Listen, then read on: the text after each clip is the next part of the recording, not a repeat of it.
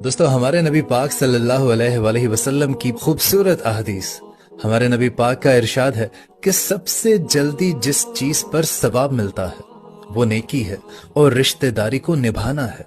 اور سب سے جلدی جس چیز پر عذاب آتا ہے وہ بغاوت کرنا ہے اور رشتہ داری کو توڑنا ہے۔ آپ ارشاد فرماتے ہیں کہ مسلمان کا صدقہ کرنا اس کی عمر میں اضافہ کرتا ہے اور اسے بری موت سے بچاتا ہے، اور اللہ تعالیٰ اس کے ذریعے تکبر اور فخر کے جیسی بیماریوں کو زائل کر۔ نبی علیہ السلام نے فرمایا وہ شخص جو اذان ہونے کے بعد مسجد میں آ جائے اور بیٹھ کر امام کا انتظار کرے،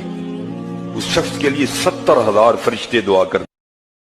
دوستو حضور اکرم صلی اللہ علیہ وآلہ وسلم نے ارشاد فرمایا کہ رات کو دروازے بند کر دو، برتنوں کو ڈھانپ دو یا انہیں الٹا کر دو، اور اگر ڈھانپنے کے لیے کچھ بھی نہیں ہے تو اللہ کا نام لے کر ان پر لکڑی ہی رکھ دو،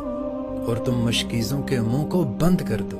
اور چراغ کو بجھا دو۔ اور آپ فرمانے لگے کہ جب تم جمعے کے دن فجر کی نماز کو ادا کر لو تو اپنے گھروں میں داخل ہو جانا، دروازے اور کھڑکیوں کو بند کر لینا اور کانوں میں انگلیاں دے لینا، اور پھر جب تم کو وہ چیخ کی آواز آئے تو اللہ تعالیٰ کے حضور سجدے میں گر جانا اور مجھ پر درود بھیجنا۔ اور پھر آپ نے ارشاد فرمایا کہ جس رمضان کی 15 تاریخ کو یہ چیخ کی آواز سنائی دے گی،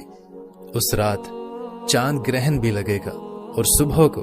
سورج گرہن بھی لگے گا، اور اس رمضان سے لے کر اگلے رمضان تک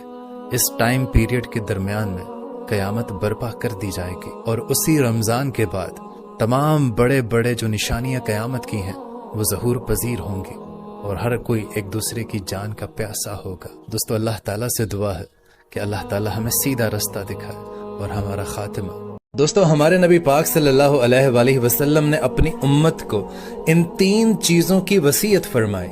کہ مرنے سے پہلے ان 3 چیزوں کو کبھی مت چھوڑنا۔